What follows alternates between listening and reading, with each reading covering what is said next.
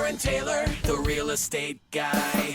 Welcome to Real Estate Live with the Real Estate Guys, Aaron and Jacob Taylor. We're keeping it real, we're keeping it current, and we're keeping it fun. Las Vegas's #1 real estate show. Talk to Aaron Taylor. Call 310-MOVE. Talk to Aaron Taylor. 310-MOVE, the real estate guy. What's going on, Las Vegas? Your host today, Jacob Taylor. And I got a fun special guest for you guys. We brought on our longtime friend and client, Doug Liebig. Doug, say hello. Good morning. How you doing? Fantastic. Thanks for joining us this morning. Thanks for inviting me. We got some good info for you folks. He happens to be a home inspector.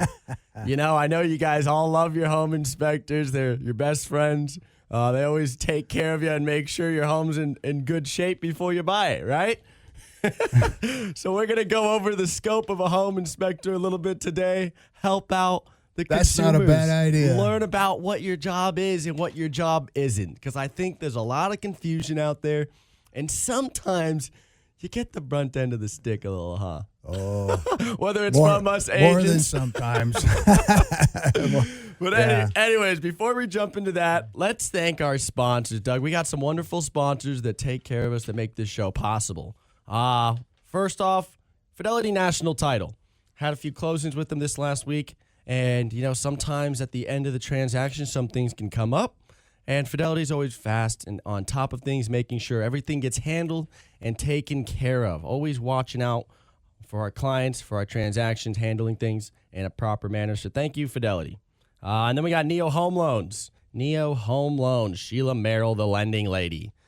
She is my aunt. And she always got our clients back on the lending side. If you need to know anything about, what you could qualify for, maybe it's time to refi, right? At the end of this year, if you bought any time last year, I'm sure you're watching those rates to an extent like myself. I'm trying to get rid of this 7.625. I would love to see something in the low sixes. It would make my life a lot easier. So, hey, if you need any lending information, you got Neo Home Loans and the lending lady. And then we got our Cheers, Doug. So this is what we call our Cheers, Grape Street Cafe. Sometimes you wanna go where Everybody knows your name. I can't say I know the song, but I've learned it now because we use it. My dad implemented that, and I was a religious watcher back in the day. okay, so that one had a special place in your heart. Oh yeah. Anyways, what do we got today? So I got some great questions for Doug on, like I said, what's the scope? What's his job? Actually, what's his job not? And what his role is in the real estate transaction. So, Doug, first off, tell me about your company. Tell me how long you've been doing this. Give us an introduction. Well, the company is called Las Vegas Home Inspections. I changed the name in 2011. It started out as Biggs Inspections back in 2001. Okay. And I started an engineering company in 2005, and I put the home inspections and the engineering under Las Vegas Materials Testing. And so I did both the engineering consulting side of things, and then I also did the home inspections. And then in 2000, I shut the engineering side down in 2011. The crash kind of took a toll on us. Not as much work out there. Oh yeah, that was a rough period. And then 2011, I started up. I got a hold of my registered agent and asked him if Las Vegas Home Inspection was available, and he said yeah. So I kept the same logo I had with my engineering company and just changed it to a home inspection. Awesome. So you've been doing home inspections for a while. Yeah. So I guess, God, it's like 25 years.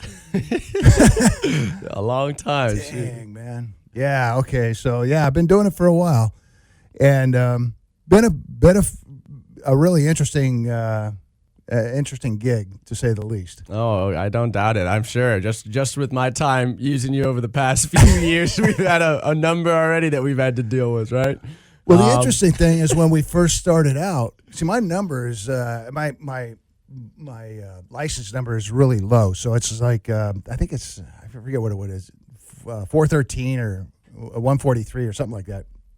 And so, anyway, nobody really knew about home inspections, and when I first started, because agents were like, all it was a checklist, right? Right. And guys that go through and about 20 minutes later, they were done with the home inspection. Said, yeah, you got to check that, and you got to do that, and you got to do this, and where's my $300? Kind of thing. Right.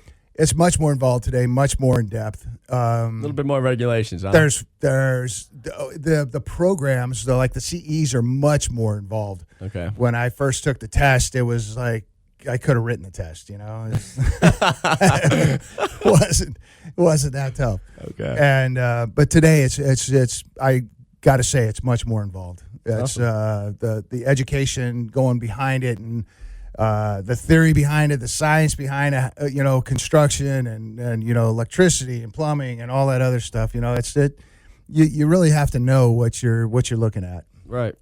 And I know they take you quite, like, for example, how long does a home inspection take you on a 1,500 square foot house typically? Typically, I've got a routine down now that obviously I've been doing it for a couple of days, and I've gotten a routine down that it takes me about 2 hours. Right. If I just go through it and look at what I need to look at and take the photos, and then I can put the pictures in when I get home at night. And Okay. do any Interesting. ad-libbing on the report, that I need to do. All right. Before we jump into some more detailed questions, we sell a lot of our homes on the radio show, surprisingly. We get multiple callers a month asking about these homes. So I got to go over a few of these homes real quick before we take our first break, because I know we're going to get into some deep questions, and it's going to get fun today because everybody loves talking about home inspections. So let me talk about these real quick. What do we got? We got the first one here, 2008 Spruce Brook Drive. This property is listed for $619,000. It just went live a few days ago. It is 2,387 square feet, 4-bedroom, 3-bath with a den. This property is in Green Valley. Cute little property, 2 stories. If you're interested, I haven't even given out the number yet. 702-310-6683. If you need to buy or sell a home, you need a good home inspector, you need some advice, call the real estate guys. 702-310-MOVE. All right, next, what do we got here?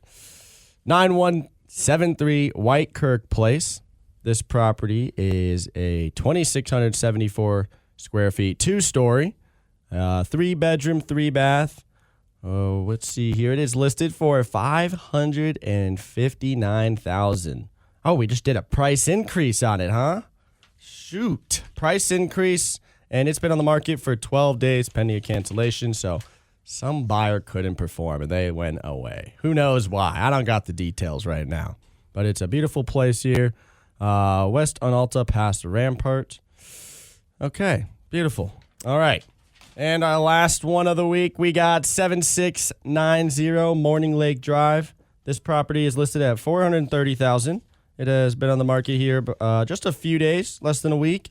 2,024 square feet, 3-bedroom, 3-bath. Here, this one is located in 89131, built in 2002, and Lynbrook here. Awesome, beautiful. Alrighty, and it's gated. Nice. Alrighty, so we're going to take a quick break real quick because I want to jump into some of these questions. And I know the consumers are just going to love hearing about it. They're going to learn about all that you do and all that you don't, and the specifics, because I think that's very important to specify out there. I think, the general public thinks you run a load of laundry, you throw in the dishes, run the dishwasher for an hour, you get in there, you start digging around through walls and stuff. So when we take a break real quick, we're going to come back and start getting into some questions. Alrighty, Las Vegas, we are back, and we're going to dive right into the juice, all right? So my first question, we were talking about scope. Tell me what the scope of a home inspection is for you, right? What are you looking at? What are you looking for? And then definitely, what are you not looking at and not looking for necessarily, right? Talk to me a little bit about that, because I know there's a lot of confusion from the general public on that matter. Sure. Well, to start, the home inspection, per the Nevada revised statute, is only of the readily accessible and visible items in a house. So we're not going to do any destructive examination, no engineering. We don't take things apart. Right. We don't do forensics. We look at what's available and operate the appliances and equipment that's available to operate. So the one thing that I've ran into on several occasions is if the gas company comes and tags something with a yellow tag and leaves the gas off, you don't turn it back on. Right. You don't just turn it on because you can turn a valve. Okay. And a lot of people don't understand that. It's like, no, you take on the liability of turning that gas on. Who knows, is there a disconnected line somewhere? You're going to turn it on and blow something up? You just don't know. Right. And so we don't turn valves. We don't turn things. If something is what we call lockout, tag out, or if, something has been turned off by somebody else, you don't turn it back on, especially like breakers. Okay. I've thought that it would be okay to turn a breaker on once, and it wasn't. What happened? Tell me that one. Oh, it arced. I mean, have you ever seen a breaker arc? No Okay, idea. it's like it's brighter than sunlight. It's really quick and it's really bright. Okay. And it scares the living crap out of you. Okay. So yeah, Sure, that's a little dangerous too. yeah, right. So you look at everything, you're like, okay, well, it looks okay, You turn it on, and yeah, it's like, no, it wasn't okay. So I don't turn breakers on anymore. If it's off, I'll note it on the report and just have an electrician look at it. Right. And sometimes people think, well, they don't understand. They don't look beyond what it is that you're like, if this, then that type of effect Okay. on something. So, you can, if like valves underneath the sink. Oh, yeah, just turn a valve on underneath the sink. It's like, see if there's any water. And because the homeowner would have to do it, Well, no, not necessarily. You turn that valve and you could be, because we've got very calcified water here, Right. heavy minerals in our water, you go to turn it and you can break that valve off. Okay. And that's actually happened to me before. I guess a lot of things have happened to me. Yeah, so you've learned from them. Yeah. Trial by error. Fool me once, right? It's the whole fool me once and shame on you, kind of thing. So our whole scope is to look at things that are visible and readily accessible and that are in, basically in working condition. If they're not in working condition, then we obviously write them up. No, just notate it. Right? Yeah, notate it, and then have a licensed contractor. That's one of the things where you don't start doing things outside the scope of your license Right. because your insurance doesn't cover it. Right, and then you're paying for anything that happens or Yeah. goes wrong. And I'm like you said, I'm sure you've learned the hard way a few Oh, yeah. times. Yeah. that Yeah. It's going to cost you one way or the other. Yeah. So it's been an interesting experience learning what how just and how to talk to people. How to tell people what it is that you do and what we're doing right now. Right. Yeah, that's So- why I'm love having this conversation. I think it's important, especially for realtors out there as well. Yeah. Stop giving your home inspector such a hard time. They got enough to do and look at and deal with already from the client. Don't add to that problem, right? Yeah. They're doing the jobs. Well, the funny thing is you've got 3 people in your transaction, right? And if you got your buyer's agent, you got 4 actually. You got your buyer's agent, you got your seller's agent, you got the seller, and then you got the buyer. Right. So it's funny because the seller always thinks their property's perfect. Of course. The buyer always thinks there's tons of things wrong with the property. And so you got to bring that two together. And then you got to make sure that you're talking in a language, more like layman's terms to people that you can communicate the issues. And some people don't want to hear it. Right. Like just the other day, I had a a leak at the meter. You know, the meter was turning. You know how the meter at the street, at the sidewalk where the water comes into the house, well, there's a little dial indicator on that meter. And if it's turning, then it means water's getting from the city to the house. Right. And if all the faucets are off in the house, then There's a leak somewhere. there's a leak somewhere. It's moving. It's got an avenue to move. And so I was trying to explain that to the seller. I'm like, and he just wasn't having it. He goes, I've never had a leak. I'm like, okay, yeah, great. Oh, it's got a different reality. Yeah, reality check, right? Yeah, apparently it's not possible. There's no leak. No, there's no leak. I've never had a leak. And it's like, my water bill's just fine. I'm like, okay, well, all right. So apparently, and then what I found out is the pool filler, that the float that fills the pool automatically.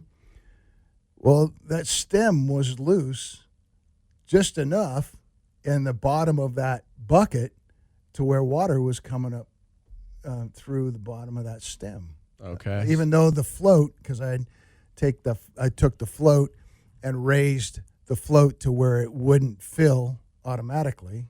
Okay. So it kind of stopped. Water would go through it, and it was still leaking.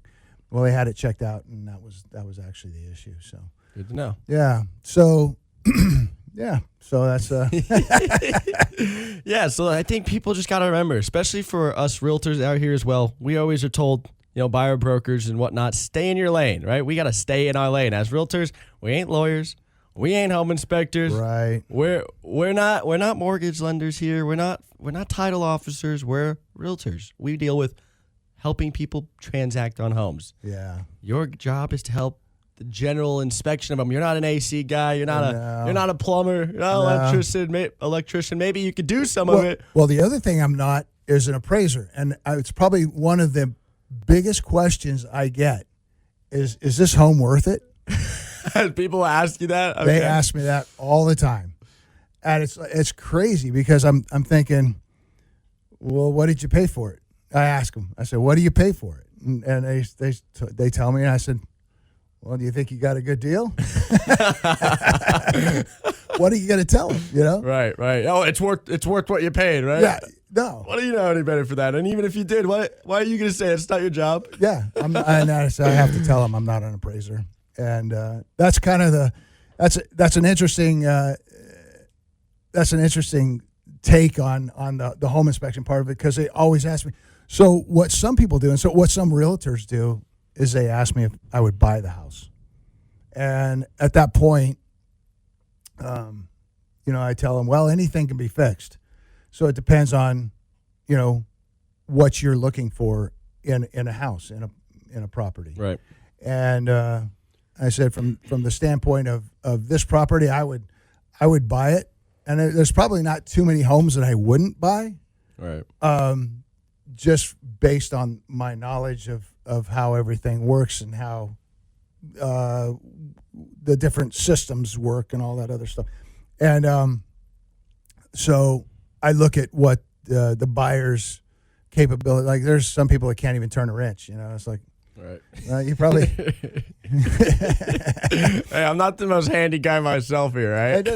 That doesn't matter. I mean, it's just basically, like you said, staying in your lane, knowing what your capabilities are, and knowing what you can do. Yeah, I got good people around me Absolutely, that know what they're doing. that's what it takes. I don't always know what the heck I'm doing out here, right? Yeah, that's what it takes. Exactly. Anyways, we're going to take another quick break, guys. Hey, if you need us, you got some questions for the real estate guys, you got some questions for Doug, give us a call, all right? 702-310-6683. Call the real estate guys, 702-310-MOVE. We'll be back in a minute. Talking about the scary stuff during break. That M word that nobody likes to hear in a real estate transaction. It's a black word. The mold. So talk to us about what we were just discussing, Doug. Tell me. I hear you talk. You find mold all the time, and you're a mold inspector now. Oh yeah. Well, without any kind of certification, right? Yeah. So that's one of the things that they that I get asked a lot. Is there any mold? And even if I see mold, and I don't touch it or taste it or anything like that, because that's really all I got. Right. What they do is they test for it, and when they test for it, it goes through a certified industrial hygienist, and they actually put it under a scope, and they say, yeah, this is a mold, spore, mold, whatever it is. But no, I don't.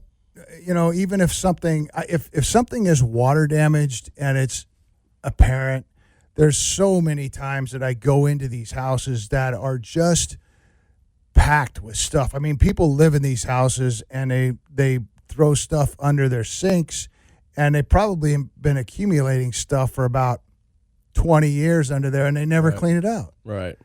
And so my job is not to go and clean underneath their sinks to see if I could see anything. I think one of the best things that a listing agent could do is tell their client to clean out underneath all your sinks and make everything accessible so we can tell if because I've got a thermal imaging camera that will tell me if there's water underneath the Right. If sinks. there's any moisture. Yeah, moisture. And so I'll take that thermal imaging camera, and it's a really good one, actually. It's a FLIR camera, and it's very expensive, and it's I run it down into the cabinet and look for any type of anomalies in the color differentiation that occurs under the sink, and so as long as you know how to read it, which I do, you can determine if there's any water, and at that point, you can say, hey, you've got a leak under here. You need to get that further reviewed. Right. Yeah. So again, before you continue, just to make sure everyone's clear on that, you're not a mold inspector. Home inspectors are not mold inspectors, They're guys. not. They can't even tell you, even if they know with 100% doubt that it's mold. If you are under the impression there may or may not be mold in a property based on an inspection, hire a mold inspector to come out to the property, right? You have a due diligence period.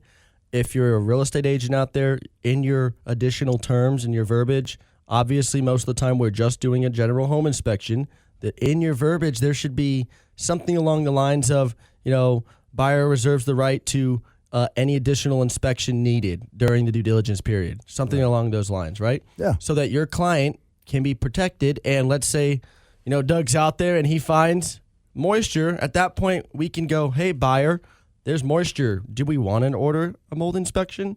Or if not, they say, no, we got it handled. We'll get it cleaned up, whatever. Yeah. Perfect. Okay, move on. Yeah. But if it's possible, then at least it allows you guys the potential to get those inspections done after the fact, because again, we have to stay in our lane and what our licenses allow us to do. Yes. So, yep. we've had those examples, unfortunately, and this one as well.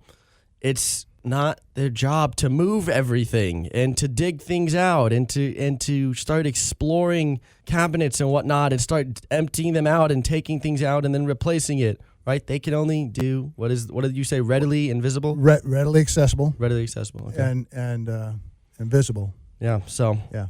It's real important that as realtors we understand the scope of the inspectors, and then we explain it properly to our clients so that we keep everybody in the right position and keep everyone educated, so that and we're not the bad guys at the end of the day. Yeah, exactly. And it's like the more they know, the more the buyer knows, the more comfortable they are. And actually my job, whether buyer's agents think so or not, but my job, I've determined that my job is actually to provide the service to the realtor that's actually referred me to keep them out of trouble as well. So that's Right. I took on that, not as I shouldn't call it liability, but I took on that scope when I first started doing it. And it's like, I got to protect everybody involved in the transaction, not only the buyer, but also the buyer's agent, to make sure that we're all covered. Right. And so that's kind of how I perceive things. I don't do it just on the scope of my work. I do it based on what everybody else Right, because at the end of the day, no one wants some suit getting served because of this or because of that, and sometimes it's just really a lack of understanding or lack of education on the other side, right, or even on the side that's hiring us. Unfortunately, we can't see everything. We can't find everything at the end of the day, especially when you're buying these homes that are 40, 50, 60 years old in some cases. Those are some tough homes. I They're walk not up new to some of builds. these. Yeah, I walk up to some of these homes. I'm like, oh, crap. You can't write down enough stuff, I'm sure. I know, You spend right? hours on those reports. Right? Yeah. So, but some people like those homes because they can gut them. Right. And they can do whatever they want with them, Yeah. And so but they need to know the status of it before they purchase it. Right. Yeah. So another question for you real quick here. So what is the craziest thing or items you found in a home inspection? Like, give us one of your craziest ones. I know you've seen a lot. And I'm sure you got many examples. Let's hear one of your crazy ones. I think this will be a good, interesting conversation here. Oh man, I haven't been asked this in a long time. Let me think. Craziest thing I've seen. There's been. I think some of the homes on the east side Okay. are kind of DIY homes, and A lot of missing permits. I mean, you see additions on a home built directly on the ground. It's. Oh, boy. I'm like, really? You got some railroad ties? There was one I saw that had some railroad ties. It had a bedroom. It was attached to the house. I'm like, I wonder if they included that as square footage. Was it usable? Did it work? Well, obviously it wasn't. It wasn't up to code. Right. But I mean, as far as it had a floor and walls and a ceiling, yes, it did work. had a window. So there's been a lot of, in one particular item, I don't know that I've seen anything that's been like that crazy. I guess. Shoot. I'm sure it's running through your head. You got 1,000 of them. But Yeah. just overall, so many DIY projects, and I'm sure not coded, not up to speed. Yeah. Permits not pulled. Well, Somehow those properties close still. I'm sure. Yeah, they do, and it's crazy. They piece things together. People piece things together. These 1960s, 1950s homes, and they piece them all together. And your GFIs aren't working, your outlets aren't working, your wires are cut. Their roof doesn't match up, the roof lines don't match up. It's just like it's crazy. Seeing what people do and what they live under. Right. Yeah. And but they they call it a house. And let me just tell you some of the stuff that we do look at, though. Okay. Because I told you what we don't look at, and Right. I thought it might be important to tell All right. you. Let's hear it. what I What do. do you actually do? Look. Okay, so when we start out on a home inspection, what we're doing is I'm looking at the general scope, the general overview of the house. So I'm looking at the house in general when I walk up to the house, Okay. and a lot of times I can tell when I walk up to the house how well it's been kept, especially from the outside, the visible surroundings outside. If it's been groomed lawn and Right. groomed, You know how the inside's going to be. To yeah, an extent. you kind of have an idea of how the inside's going to be, and so what we'll do is we walk in and I look at the roof line and all that stuff. So we'll look at the kitchen. We'll look at the appliances. We'll run all the appliances that are available to run. Okay. And then we'll check outlets. We'll check electrical. We'll actually then go into like the bathrooms and look at the bathrooms. I check temperatures on the mixer valve. So your handle on your shower and your tub, a lot of times you have one handle on that tub. And what I've been finding lately is there's a lot of showers and tubs that the the temperature only gets like 105, 110 degrees, which Okay. isn't very hot. Right. And so you can actually adjust that. So I check the temperatures with my thermal imaging camera, and then I'll check for drainage. I'll check drainage in the sinks and the tubs. I'll then move on to, like, say, the bedrooms, and I'll just check outlets, plugs, doors, windows throughout the entire house. And then from there, we'll go out into the garage, look at the garage, check the garage door opener, because you got two safeties on a garage door. You have the resistance. So you want to see about 5 or 10 pounds of resistance, because you don't want to crush your trunk if you don't get all the way in the garage. Right. You know? Yep. Or hurt somebody. Person. Yeah, I guess that's probably more important.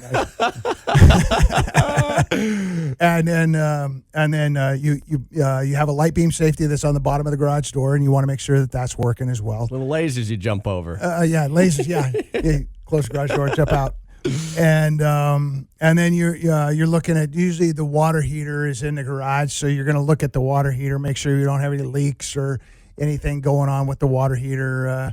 And I'll take pictures of it and conditions of the water heater. Make sure and all those that straps are on, stuff. the sediment Straps, pans, all that good stuff. Sediment trap and pans and all that stuff, And then we'll from there I'll look in the attic.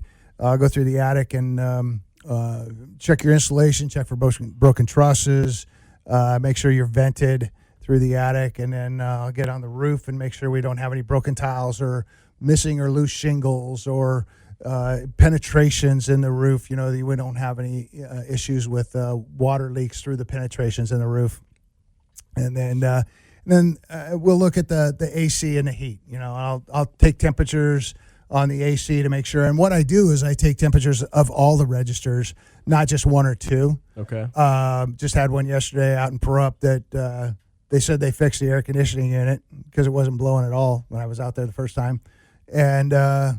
And so we had four vents that weren't working. And wow. So the rest of them were working great, but 4 of them weren't working. So they had to go back out and take a look Yeah, at they it. try to slap job real quick and say, "Get back out here! It's good. It's good. Yeah. No problems anymore." Come on back out. And so they and so then we take an average temperature and make sure that our splits, and by splits I mean the air conditioning, the return air, the air going into the system is at least 15 degrees warmer than the air coming out of the register. So the air coming out of the registers is, say, 45 degrees. You want to see 60 degrees going into the return. So okay. 60 degrees at the return, 45 at the supply registers throughout the house. So if you got 15 degrees, you're good. And then and then we also look at the plumbing. So again, like we were talking earlier, look at the meters. take a look at the meter and make sure. And the other thing I've been noticing here lately is that we have we've had issues come up quite a bit with sewer lines. We're getting to be a little bit older city. Things are getting older. I've been here for 30 years now, so I saw a lot of this construction go in, right. And now that same construction needs a sewer scope. It just happens. Start cleaning them out. Yeah, because the trees that they planted in the front yards for aesthetic. Start piercing the lines. And yeah, or either that or just even moving the lines. You Okay. get those big hardwood trees and they grow underneath the pipe, and then all of a sudden you got it pushing up, separating pipe, or you got it pushing down and separating pipe. Okay. Affecting the flow and whatnot, or causing potential leaks. Yeah. Gotcha. So that's it's an issue. I've got a friend of mine that's a plumber, and he says, if it's 20 years old, he says I'd definitely be putting a sewer scope on that thing.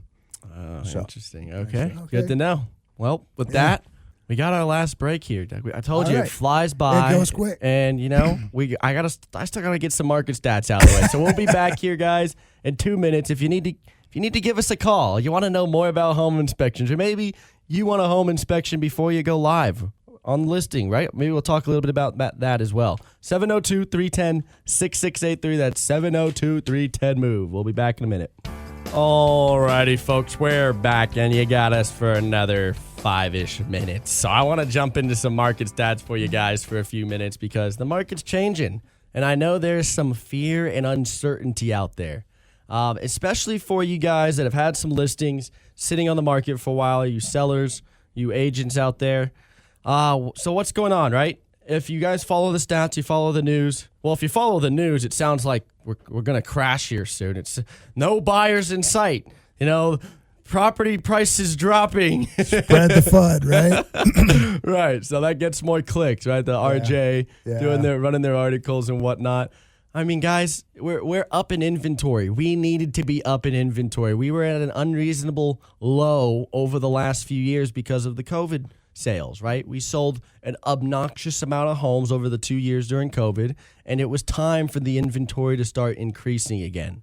As agents out there, a lot of us are feeling that it is a little slower, but I think it's healthy. It's a healthy time, a healthy correction that we need in the market.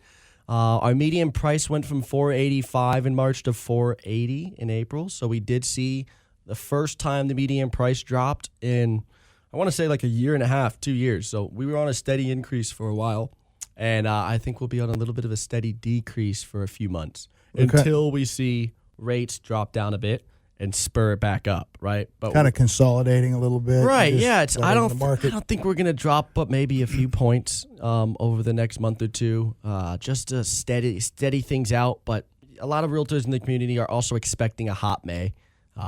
June wasn't, not June. April wasn't what we thought it would be, but so far we're halfway through, more than halfway through May. Properties are still selling, right? If you price the home right, it's still selling, not an issue. So what was your April like? My April was pretty good. But as a whole, as our team, our listings we could tell were a little bit more stale, and we were getting a lot more listings. And most companies would be like, yes, more listings, more deals. But what that tells us, because we have a pretty good grasp on the market, is a lot more inventories hitting, right? We felt the influx of inventory as a team where we were going on a lot more appointments. And it's not like we change up our marketing drastically, right? We try new things all the time.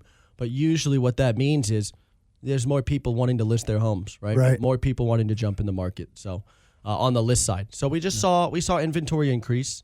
We're still going to see it increase as well. But I do think as soon as we get any decrease in those rates at all, once Powell, decides to stop holding out on us, we'll see some more buyers jump back in. I'm really not scared at all. Being a homeowner myself, only buying in June of last year, right? So not having a ton of equity. I have some forced appreciation from a remodel, but I think we might stay steady where we're at, drop a point or two, but then we're gonna pick right back up. The market's not going down. There's not a possibility. Something crazy would have to happen for it to go down. We have too much demand still. Well, I think the only way that the market would fall or drop if something big nationally occurs. Yep. You know what I mean? World war, alien invasion, any kind of like floods. I don't know. Power grid goes out. Right. It takes something really drastic to start shooting down the market. Yeah, I agree with you. And honestly, guys, like I said, as soon as rates come down at all, with the general census of the economy, half the people love it, half the people think it's all going to fail. And I think those numbers are even skewed, but it is what it is. Yeah. At the end of the day, I think it's good for our country as a whole to move forward in business and whatnot. I think it's going to be a good rest of our year, even if there's a little consolidation. I'm not scared at all. I know buyers out there now. If you are a buyer and you have time frame, you can negotiate a little bit now. There is room for negotiation. But what we're seeing still, unfortunately, and what I'm experiencing right now myself working with a few buyers, is the sellers are still a little stingy. And I think as listing agents, it's really important out there to have those conversations with your sellers that, you've already been on the market 30 plus days and you're not moving and you're not selling. You don't want to get caught with your pants down with the inventory increasing and other people around the area also adding new homes to the market, because smart listing agents right now are no longer pricing properties at the comps. We're pricing a little below, right? We're pricing just a tad bit below. And if we did a bad job and priced it, maybe 1 or 2 points lower than we should have, the market's going to reflect that. We're going to get an increase of showings. We're going to get multiple offers because we're still seeing that. If your property is priced very, very well or a little bit below market value, we're seeing multiple offers still on those particular properties because they're hot. But it's about pricing really right now. It's really, really about pricing because you're not going to be able to push up comps in most communities. Yeah. It takes a very niche home right now to push comps up. And They're trying, though. that people, I mean, I see it all the time. And like, especially showing properties, it's like, guys, I think about the agent and what they did for the seller. And I'm like, you definitely aren't an agent for the seller. You are a helping hand. You're just like a yes man for your client. And I don't think clients hire us because they want us to be an echo chamber, right? Right, yeah. Right. We need to be talking to them about what's going on, putting a real strategy in place, and actually helping them sell the home. Our job isn't to put data online. It's to sell homes. So agents, have those conversations with your clients. Get them price reductions if you've been on the market too long, or try some other marketing out, But at the end of the day, sellers hate to hear this, but if your home's not selling, the bottom line is usually price, or if not that, there's some issues in the home. Maybe you need to do some cleanup. Maybe the home inspector. Maybe you need a home inspector to do go a take a look pre-sale at list. something. Do a pre-sale inspection. Yep, there you go. Include maybe that's a good marketing idea right there. There you go. A pre-sale inspection, and we'll have an inspection report waiting for a potential buyer. People are actually doing that more now than they have in the past. I think people coming in from other parts of the country probably did that. I've done quite a few of them. I tried selling that back in the 2000s, early 2000s. Okay. No, nobody. Well, the problem is the buyers and their buyers agent are, I'm going to get another inspection anyway. You guys are in cohorts, right? You're lying about everything. You said it's clean. It's not. Exactly. But I do think there's some value there in getting an inspection done before you list a home, especially if it's a little bit older. It's only going to give you a better idea of what's going to come up on the property when you go to sell it, and maybe you can get some of those potential appraisal conditions fixed before you go into contract, or just knowing ahead of time, this is going to be our pain point when we get to the request for repairs, right? This, for a fact that when you look at an inspection report as an agent sometimes, like, this is going to be an issue, right, when you see it. So getting ahead of the curve on some of those things is always a good thing, and it can definitely add some value. Doug, I want to say thank you very much for joining us today. You're welcome. It was Thank you for inviting me. Pleasure Appreciate having you on. I hope you guys got some great education. We informed the public a little more, informed some of the real estate community out there on more what an inspector does. And if you have any questions about inspections, give me a call at 702-806-5280. That's Las Vegas Home Inspections, 702-806-5280. Yep, we've been using you for, I don't know, how long have we been using 25 years. you? We've been using you since you started. Aaron was my first job. Your first job? My very first job. Well, that's crazy. Now I've been using you a long time. Yep. You've done my house and all Yep. that. So, again, guys, thanks for joining us. We appreciate you guys as always. Have a blessed rest of your weekend, and we'll see you guys next week. Take care.